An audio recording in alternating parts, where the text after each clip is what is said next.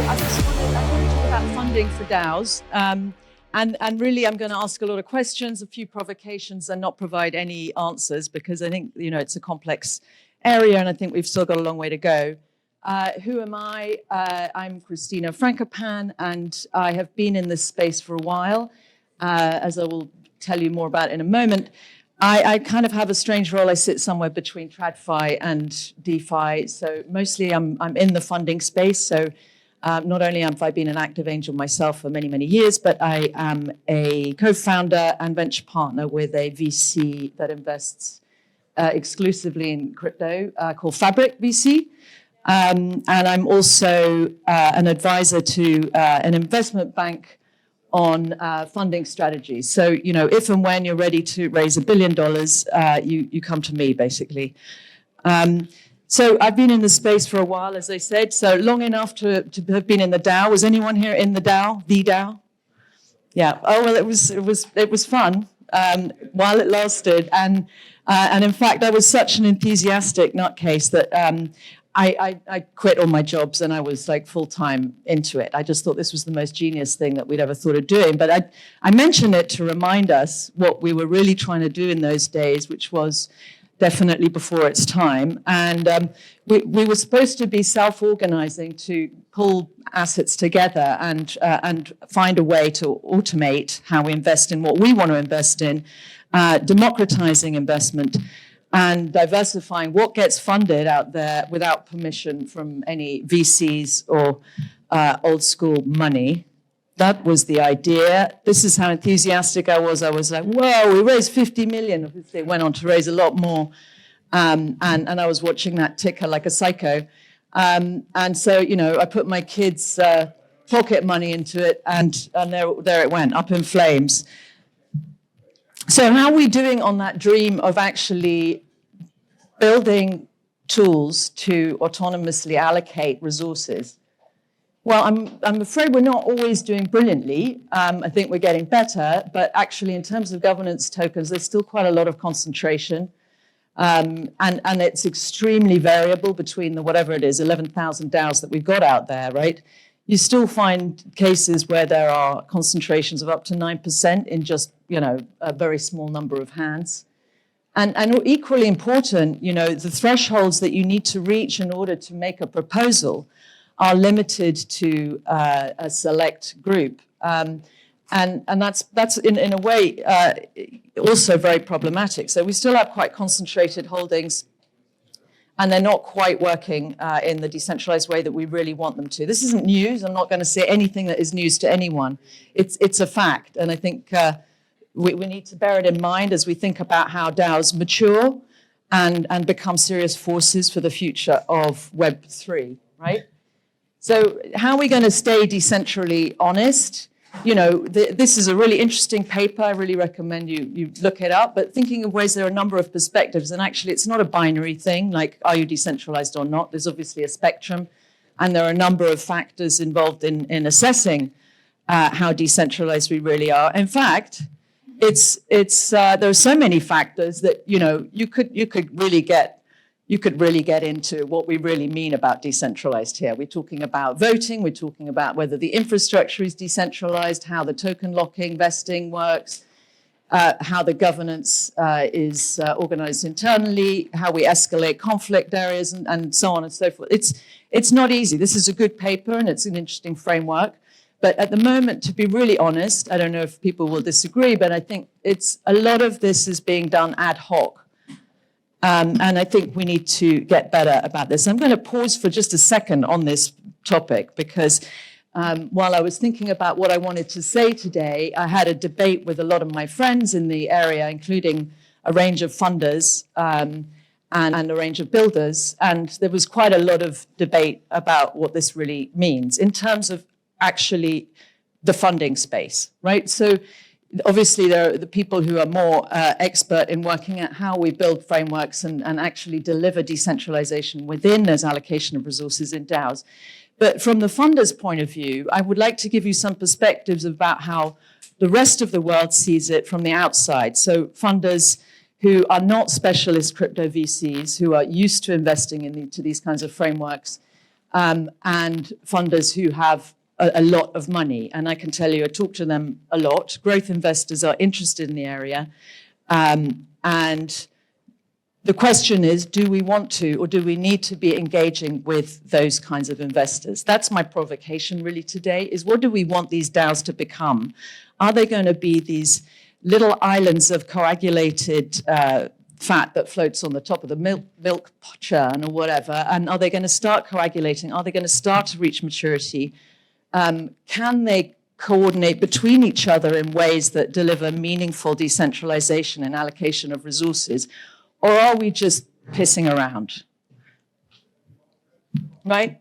The normies literally don't understand what the fuck you're talking about, okay? So when you talk about DAOs, okay, conceptually, it's intellectually very interesting and they find it fascinating. But the truth is, it's not a framework that is actually easily investable. I can tell you this as myself, as someone who's like probably a fundamentalist DAOist, okay? Having been in the DAO, and as you've seen, a nutcase, it was very challenging to invest in DAOs. It always has been as an institutional investor. Again, it's a provocation. Is that the kind of investor we want to have anchoring our DAOs in the future or in the past? I'm telling you, it has happened and it will continue to happen because it's not always going to be the retail investor or the brilliant dev who's actually contributing to the DAO who is actually bringing the money in, right?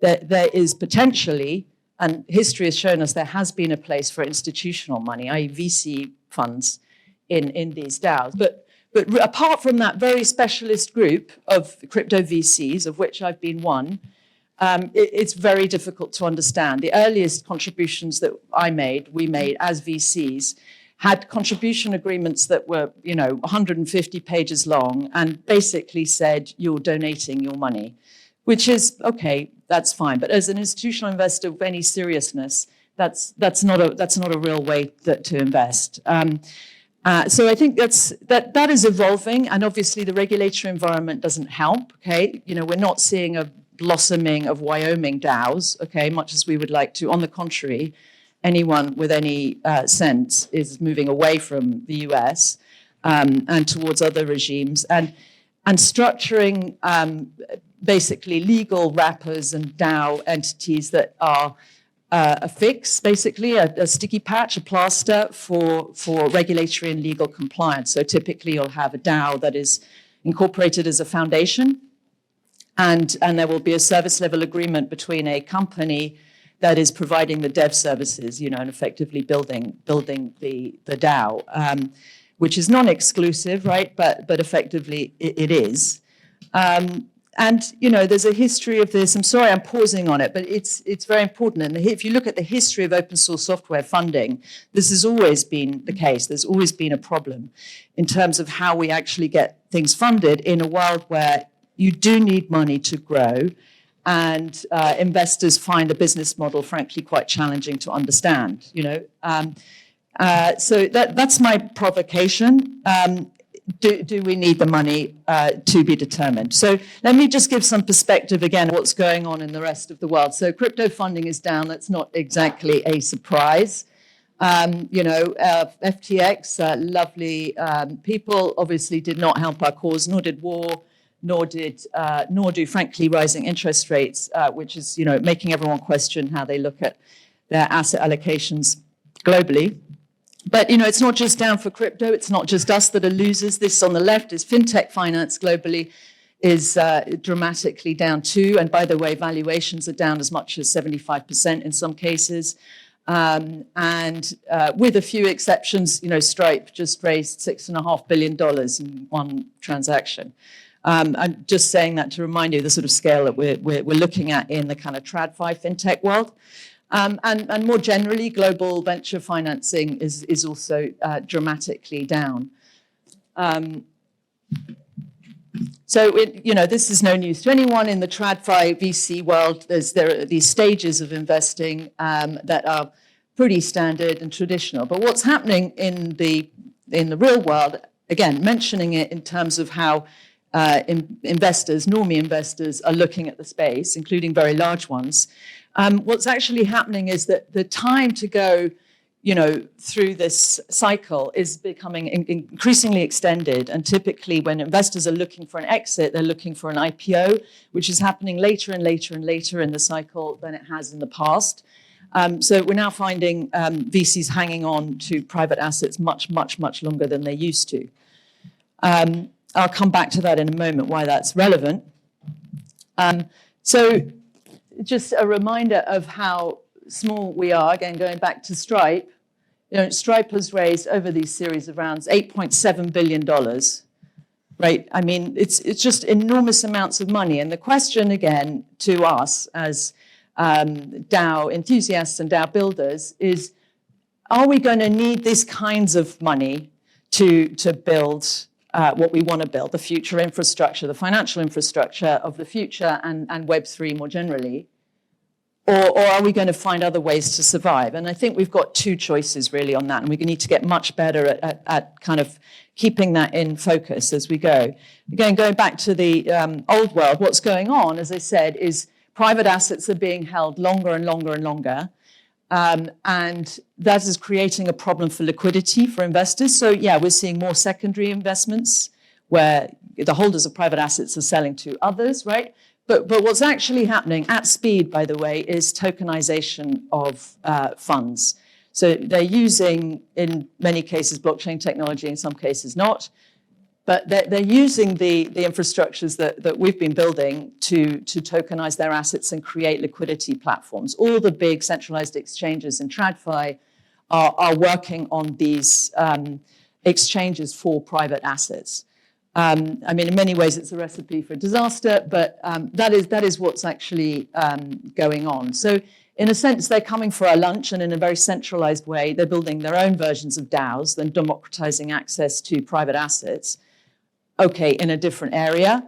And they have the advantage of centralization, but this is happening at pace. I mean, some examples, Franklin Templeton has tokenized a money market fund. It's a massive asset manager.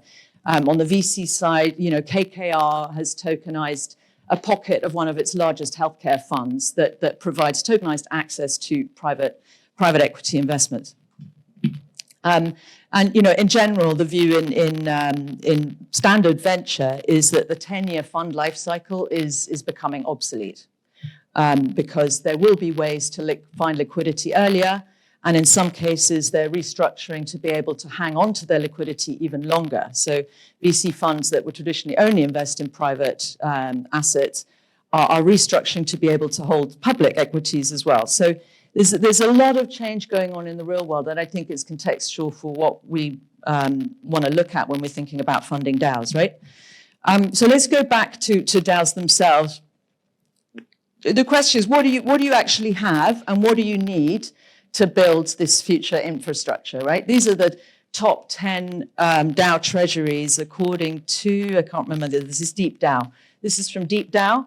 So the total protocol treasuries that we've got out there is about 20 billion. It's extremely fragmented beyond this top set. And of course, they're very, very different, the DAOs. I mean, it's difficult to caricature them in any way as similar, right? I mean, just looking through this, you've got DeFi ones, you've got infrastructure, you've got social DAOs, and so on. And if you look at this is from DeFi Llama. And if you look at it in a little more detail, right, you see that you've got the total treasuries here, right? 2.4 billion, 600 Ethereum, Golem, old school, are still around, manage their treasury very well. But if you exclude their own tokens, right, which is both for political, cultural, philosophical reasons, not really a source of liquidity for funding. If you exclude their own tokens, there is still, quite a lot of money in some of these, which needs to be managed, right? And obviously that process is a function of what we're all familiar with, and the bigger ones are starting to do very well, which is working groups and allocating resources to working groups without necessarily having to have a vote for every single, coffee that you buy, and coordinating ways internally of allocating the resources. But there's a secondary aspect to it, which again, I don't think we're fully focused on, is what happens to that pot? What happens to this pot of money particularly non-owned token assets in the Treasury that will enable it to live forever. Because that is the objective. I mean, we want these protocols, we want these DAOs to have evergreen lifespans. And that's either going to be through the resources that they have or raise into the pot in the first place, or it's going to be through raising outside funds. That's going to take better coordination. This is a chart from Fracton. I think we're going to start needing more imagination in terms of how DAOs collaborate between each other. Again, that is starting to happen. And really kind of, in some cases, aggregate resources. In some cases, maybe even we'll see mergers of DAOs where there aren't sufficient resources to manage those treasury assets in meaningfully decentralized ways. I'm not going to talk for ages, but my last point, just to summarize, is I think we've got to think about DAOs and the funding environment in two different ways, and they're not necessarily mutually exclusive, right? One is kind of managing the money that's come into the pot in appropriate ways and really being self-critical about whether those are fully decentralized or not, or sufficiently, minimum sufficient decentralization. Reporting on risk management frameworks and how you're managing those assets is one thing, but that's extremely important on the risk management side, because it's one thing if you've got USDC, USDT in your treasury and you've planned for that to last for the next 50 years, as say, Gnosis might want to do and probably will, but the on and off ramps are, as we know, extremely precarious. So maybe your dev will accept being paid in USDC or in your own token or in ETH or whatever. But actually, as we get older, as we want to retain our devs and they become more mature and they're given competing offers in TradFi and so on and so forth, they might want to settle down and actually buy a house. And these days, that's still in fiat. The banking networks are being choked, as we know, in the US. Hopefully in Europe, we can keep them going for a while. But in terms of how the Treasury risk management works, it's a very serious aspect of a risk management function. In the last cycle, 2017, 2018, I saw this live. There were plenty of treasuries that wanted to cash out and they couldn't get a bank. Literally. So yeah, spending, there are two sides, as I mentioned. One is the working group budgets, and there are actually quite mature ways of thinking about that, certainly for the larger DAOs. But there's also the investment management of the Treasury itself. Or do we need to think about actually getting shit tons of money into this space? And some DAOs are going to need that to scale to stratospheric sizes. Do we want that? Is it possible to do that while preserving the decentralized nature of the DAO governance? And if we do want to do that, we've really got to smarten up about how we communicate what DAOs are, how they're structured, the differences between types of DAOs, and so on. We're very, very far from that. And again, I talk to very large investors who are, let's say, DAO curious. And we're not making it easy for them, is what I would argue. I think the kind of liquidity locks and transparency we have around things like vesting for investors is not great. Often you can see on chain what the vesting schedule is, but it's not always clear what discounts have been offered, either at the SAT stage or on sort of secondary OTC trades with investors. And frankly, there are some investors, the adult big money investors who are willing to hold for a long time, as I mentioned before. So what crypto VCs have been a little spoiled is getting liquidity actually quite quickly in a way that has never been the case for standard VCs. And there may be some who would be willing to anchor for longer in a transparent way, a 10-year vesting schedule, let's say. And then the DAO checks, are you still really a DAO if you go this way? What are the risks of actually polluting your decentralized philosophies for a concentrated chunk of money? I don't have the answers. I'm just saying I think these are the questions we need to be asking. Are we doing the best that we possibly can to manage those treasuries so that they're evergreen? And do we need more money? And if so, let's do it properly. So I'm going to stop there, but I'm happy to take any questions. Hi. What are some examples of what we might see in terms of inter-DAO cooperation? You mentioned that earlier in the presentation. Well, we're seeing, what was the one I was looking at earlier? You see, well, Moloch DAO, right, is doing, well, that's really sort of an investment vehicle, but there's kind of quite active collaboration between them.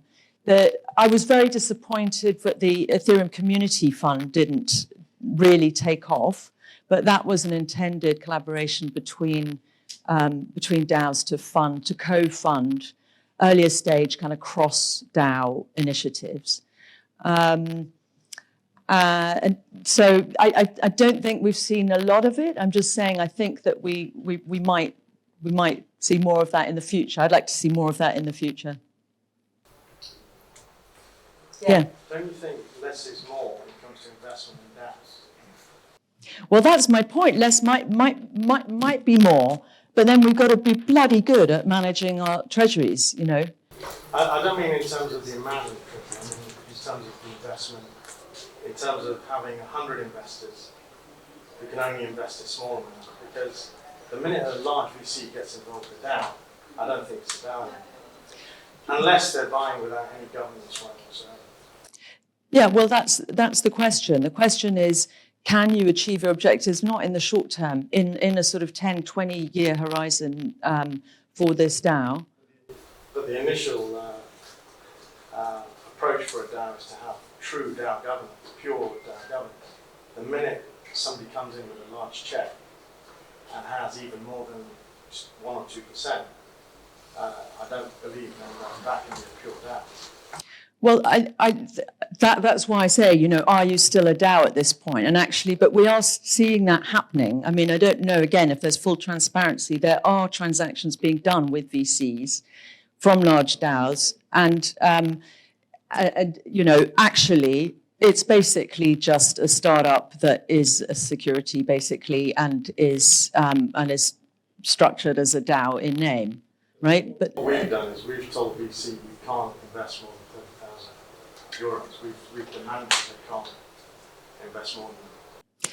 It's fine. Again, my provocation is that are we going to be able to reach scale with those sorts of basically early stage fundings in the name of keeping the investor base fully diversified? I mean, VCs do. There's a very small group of VCs who will be bothered to invest $30,000. That's one thing that the future VC is changing with less is more. They should find more projects and only put in 30 because the purer the governance is, the protocol value gets multiplied significantly. Well, or maybe it's something that will evolve over time. Maybe that 30,000 number for you, which for others is, you know, 10 million, might grow over time as the protocols grow and as the network value increases. So I think it's going to be a process. But I agree. I think it's an existential question. Are you still a DAO? But on the other hand, we don't want to see the DAOs die. So. I'm intrigued by the question of governance and VC involvement. So I'd actually take probably a different view, saying that I would want to see more involvement of VCs in DAO governance when they invest, which I don't think we see a lot of today. I mean, there are a few VCs that do take an active role in governance, but my question is how do you see that evolve? I mean, I think a lot of VCs are worried about regulatory consequences, legal consequences of that thing. On the other hand, I think it's also true that if they don't engage in governance, especially if it's DeFi DAOs, let's say, where governance is essential for protocol security, in the long term that might pose a much larger risk also to the VC's investments in their DAO. So I'm curious what your view on that. Yeah, I mean, you know, I'm not going to hide the fact that I don't love VCs, right, even though I've been one. On the governance side, what we've seen quite a lot has been delegating their governance votes, basically, and there were a few where they delegated to university associations, and I kind of think that sort of makes it become a toy, which I don't know if that's the answer, but and actually, but they can't invest, as you say, often for legal reasons. They need to have they have a fiduciary responsibility to their LPs, right, to have some control over this thing. But actually what they're doing is they take an equity stake in the dev shop that is actually where all the founders are living and getting paid, and have governance rights there. It's a fudge, you know. I mean, I truly believe the only pure way is to limit everybody to a certain figure, whether it's 10 million or it's 30, depending on the size of the DAO. But it shouldn't be more than 1%. Maybe. I don't know the answer to that, actually. Good. Yeah. I'm most interested in the last question of this presentation. You know, at what point is something, you know, still a DAO? But to be devil's advocate on that, has anybody looked at the idea of having just like a regular company or an LLC with articles of association that says, you know, I mean, in the Limson case, everybody gets a vote on every major decision, and with caps on, you know, the maximum shareholding? I mean, like, what do you lose at that point? Well, I mean, that's why I think, you know, we've still got a way to go. So, I mean, these kinds of frameworks of what, you know, what is minimally viable decentralization, not from a sort of technical point of view, but from a governance point of view, is emergent.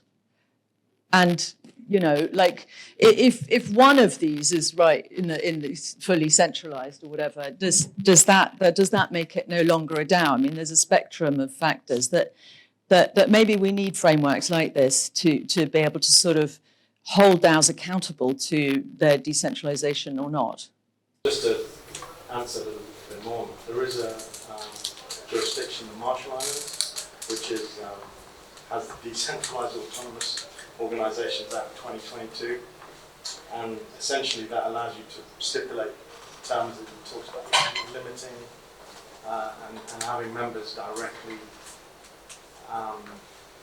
you know, legally wrapped, so to speak. Yeah, I mean, look, DAO legal wrappers are, you know, the Wyoming one too, right? I don't know much about the Marshall Islands one, but directly talks about the blockchain, smart contract press, and just finds the members. So it's But just to say, because there are a couple of other, just to say, there's one thing about making things legally compliant, you know, in a way, who cares, right? I mean, it's a sort of functional thing that one has to do. And a secondary thing maybe is that if one needs to go to that pot of money, let's say, you know, Uniswap becomes a $100 billion company, and actually, why not at that point raise $1 billion? Okay, whatever, and within that threshold. But they're not going to be investing in a Marshall Islands DAO. They're just not. So, you know, the regulatory framework's going to need to catch up too. And look, it'll happen because we're not stopping. Is my time up? Yeah, time's up. Okay, well, that's it. Thank you. Please come and say hello. Bye.